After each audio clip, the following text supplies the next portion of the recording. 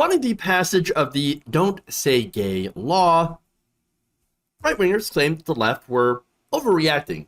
Oh, it doesn't actually ban saying gay people. You can still say gay all you want. Oh, no, it just prevents teachers from grooming children. That's what it is, and confusing them about gender identity. Well, it turns out the left was not overreacting, and that Don't Say Gay means exactly what we said it meant. That they were erasing gay people and anything else that is LGBTQIA+ in schools. Look, this is according to a recent article by the New Civil Rights Movement. Apparently, teachers in Orange County, Florida, are being told to take down photos of their families if, and this is from their desks, if they have a same-sex spouse only. So now, I remember teachers' desks when I was going to school, and they would have pictures, oftentimes, of their kids or their significant others. Now, in Florida, you can still do that, but only if it's of a straight couple. If it is not of a straight couple, then you must remove it. That seems to be a little bit of indoctrination, isn't it? I mean, you could definitely argue that. But when it comes to, again, same-sex couples, can't have your pictures up. No.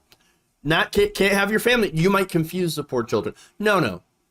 That's not it at all. Those kids aren't confused. It's the adults that are incredibly hateful. All right, there's more. They're also been told to scrape rainbow stickers off their doors and their windows, and are being directed to report if a student comes out as LGBTQ in preparation for the law that is going into effect on July 1st. In fact, attorneys for the district held meetings with administrators last week and advised principals what behaviors would and would not be legal under the new law during a Camp Legal presentation. ABC affiliate WFTV reports. The Orange County Teachers Association, the CTA, says teachers are also being told that they cannot wear rainbows on their clothing. So again, we have censorship here, including the lanyards distributed by the district last year because, for some reason, a rainbow lanyard is somehow, bad. I don't know how. And again, elementary schools, school teachers are also being told to not even discuss their families only if they have a same-sex spouse. You can discuss your family all you want if you're a straight couple. If you're in a, heterosexual relationship, you're cishet, totally fine. Discuss it all you want. But gay, no, can't do that. Not allowed. That would be propaganda. That would be grooming. I mean, again, this is ridiculous. There's more. Stickers denoting a particular classroom being a safe space for LGBTQ students and others are also to be removed. Basically saying, sorry, this place is not safe for you. In fact, in Florida, what they want to do, and again, I'll argue a lot of these conservative states, they want to say that no place is safe for you. None. In fact, you're in danger. If you're an LGBTQIA+ person in any of these places, you are in danger. You have no safe space. Disgusting. Absolutely disgusting.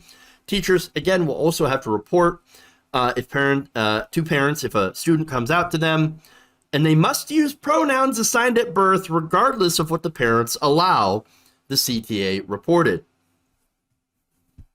Now, wait a minute. I thought conservatives who were supported this said that, oh, no, we're just giving, knowledge to the parents, and we're making sure the parents have choices. That's all that we're doing. We're giving the power back to the parents, you see. Well, what if the parent wants their trans child to be called by the pronouns that they choose and the name that they choose? Oh, then the school is suddenly like, under DeSantis, oh, no, we don't actually care what the parents want. No. We only care what's politically correct, and that what Ron DeSantis wants. And he believes that your child who identifies as a female but was born a biological male is a male. And so we're going to misgender that child. We're going to dead name that child, and we are going to shame that child because, you know, we believe in freedom and parental choice, unless it's a choice that we don't agree with. Oops.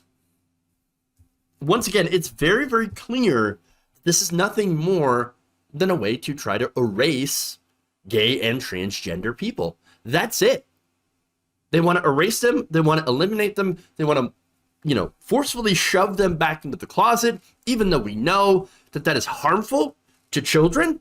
And actually, especially, they want to do it especially knowing that it harms children. Because again, the harm and the cruelty is the literal point. They want to be cruel. They revel in the cruelty. They enjoy it.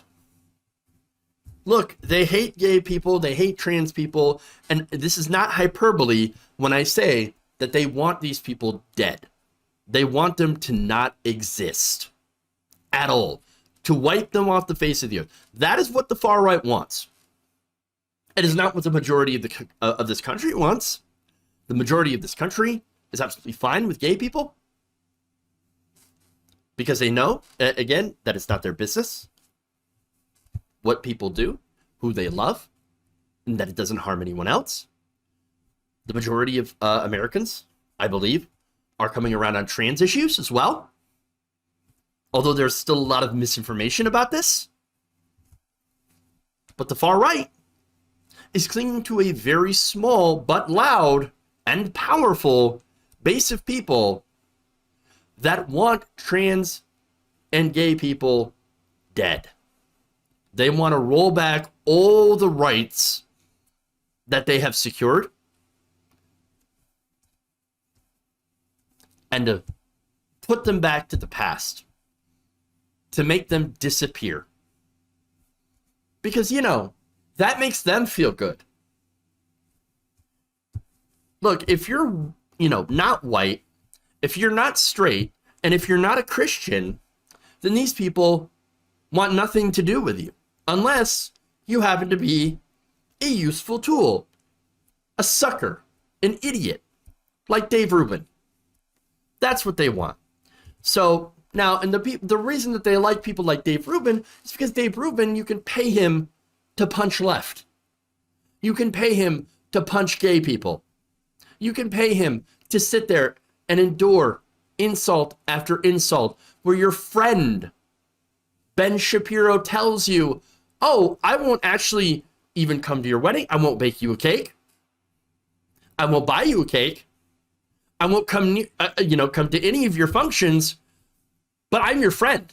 No, you're not your friend. He's not your friend at all. He hates you. He hates you and only sees you as a useful tool. And guess what? You know this. And you say, you know what? I'd rather have money. I'd rather have money. Well, I hope it's worth it. I really do. Yeah, I hear that house is nice. Then again, if the right wing has their way, they'll probably burn down your house one of these days, or try. That's where this is going. Violence. Unfortunately. So now, that said, let's get back to the school here. A lot of teachers are not happy about this. And that's good. They should push back. Here you have CTA President-elect Clinton McCracken telling WFTV that he basically disagrees with the extremeness of the law. He says, look, it will be alarming if our district chooses to interpret the law in the most extreme way. We want them to protect student privacy. We want them to make sure that they're creating and helping create safe classrooms. We do believe our school board supports that. Okay, I hope you're right. But still, this law, not a good law, and knowing the far right, they will try to take it to its extremes. So now, speaking of changes to education and getting some pushback from the teachers, there's a related story here. Again, Florida has also rolled out a civics initiative. Now, this civics initiative was, of course, designed to to prepare students to be what they consider to be virtuous citizens. What does that actually mean? We'll dive into it. Now, teachers who spoke to the Herald/Times say that while they don't object to the state's new standards for civics, they do take issue with how the state wants them taught. And they're specifically pointing out how they're framing the lessons. Barbara Segal, a 12th grade government teacher at Fort Lauderdale High School, said this about the lessons, quote, "It's very skewed. There was a very strong Christian fundamentalist way toward analyzing different quotes and different documents." That was concerning.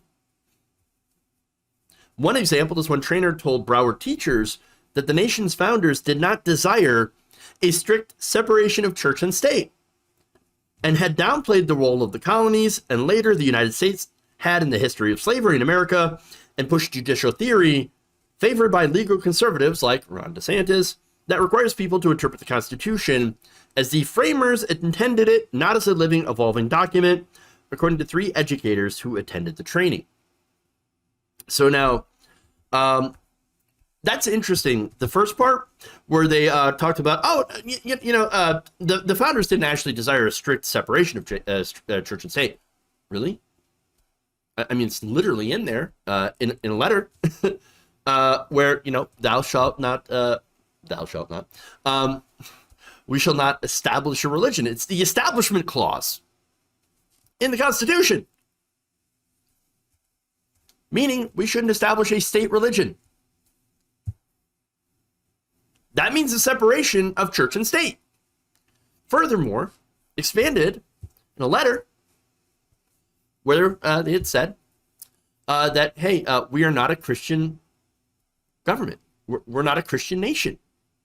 That's it. We're just not. So now, the other things, of course, are also very, very disturbing.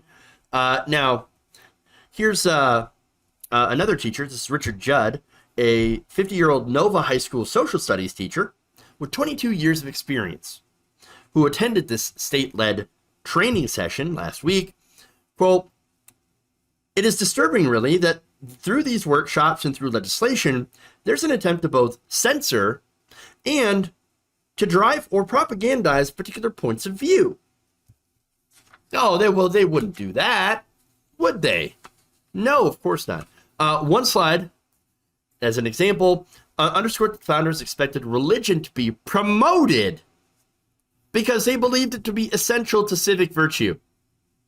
Without virtue, another slide noted, citizens become licentious and become subject to tyranny. So now, wait a minute. So in order to avoid tyranny, you have to literally give yourself to religion and God. But that sounds like tyranny. Especially if you enforce religion, that is tyranny. I don't think they quite understand how that works. Another slide highlights 3 U.S. Supreme Court cases to show them when the founders' original intent began to change. That included the 1962 landmark case that found school-sponsored prayer, there's a theme here, violated the Establishment Clause of the First Amendment, which Judd said that trainers viewed as unjust. So they have this perspective that I can't believe they would get prayer out of the schools. Unjust. Prayer belongs in the schools. No, it doesn't. Again, if you want to pray to yourself in the school, then you're allowed to do so. But a teacher or a principal shouldn't, in theory, be allowed to lead a school prayer. Now, unfortunately, you have the Supreme Court coming out and saying that, oh no, a football coach can lead a prayer for his students. Now, what do you think kind of effect that's going to have? If you're on the team and you're not a religious person, what are you going to do? You're going to be basically enticed to come and join the prayer so that you don't get ostracized from the team. So that creates a very big pressure situation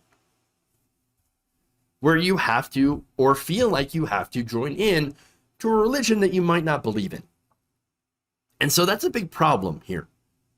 And again, the same people who want this for Christianity are the same people who would flip out if there were a Muslim coach that was leading a prayer to Allah.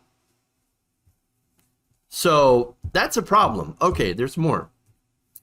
Let's see. Several presentation slides also emphasized that it was a misconception that the founders desired a strict separation of church and state, and that they only wanted to protect freedom of worship.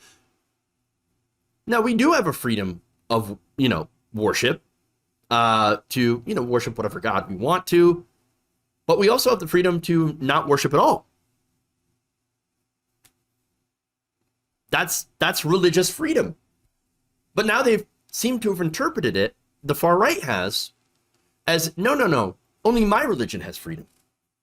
No one else has freedom, just me. That's my freedom, not yours. Right. Sure. And during breakout sessions, the state's presenters also repeatedly mentioned the influence that Jesus Christ and the Bible have in the country's foundation. Yes, because that's literally why it's in the Constitution. Oh, wait, no, it's not. There was, Judd said this, there was this Christian nationalism philosophy that was just baked into everything that was there. As if, the examples were not clear enough that was exactly what they were trying to do.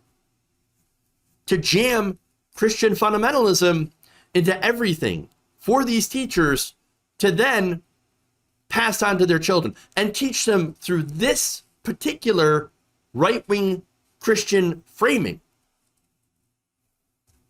That's obviously wrong. That is not a separation. That is promoting a specific religion. So now, again, to me, it's obvious what they're doing. Okay? I know what they're doing. They are pushing their own religion, but also are doing political correctness. Because, again, Ron DeSantis is the governor of Florida.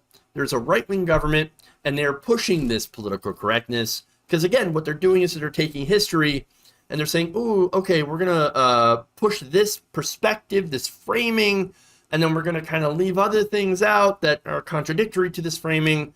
And what we're trying to do is we're going to make it politically correct for you to teach it in this specific way.